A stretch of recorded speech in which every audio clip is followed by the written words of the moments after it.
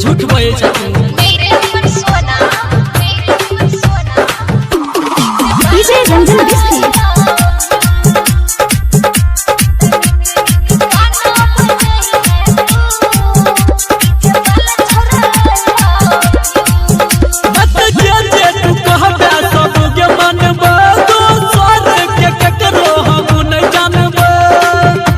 आगे हमर ड्यूटी मत जे तू कहबे सब के मानबो तो स्वाद के ककरो हम नहीं जानबो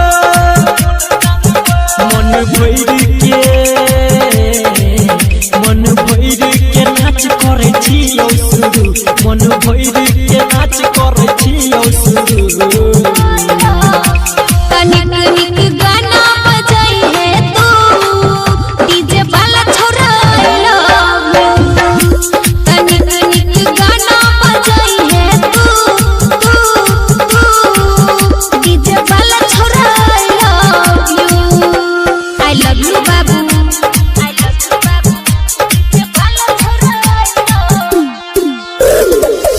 रंजन बिस्की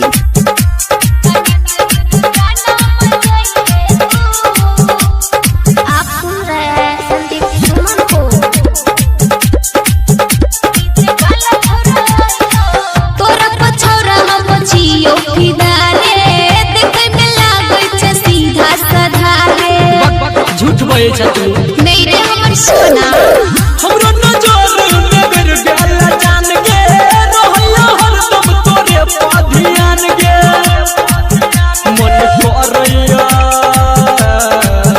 मन करैया डीजे पर से हम उतरू मन करैया डीजे पर से हम उतरू तनिक निक गाना बजाई है तू डीजे वाला छोरा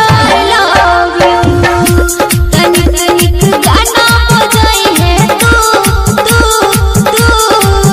डीजे वाला छोरा लव यू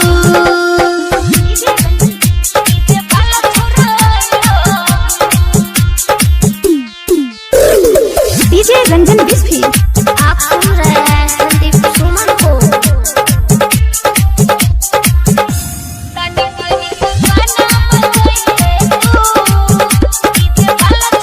मिलन छो मौका गमा बहिने चांस रे अपने संगे हम करे देबो डांस रे अच्छा ये झूठ नहीं बोलै छी की नहीं रे हमर सोना संदीप सुमन खुश रहत कब के नजर से नजर मिलै जातै जब गे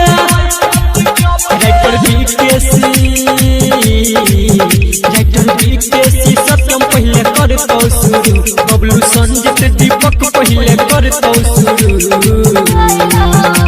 तनिक निक गाना बजाई है तू डीजे वाला छोरा लव यू तनिक निक गाना बजाई है तू डीजे वाला छोरा लव यू बत जे तू कहबे सब के मानबो तो स्वाद के ककरो हम नहीं जानबो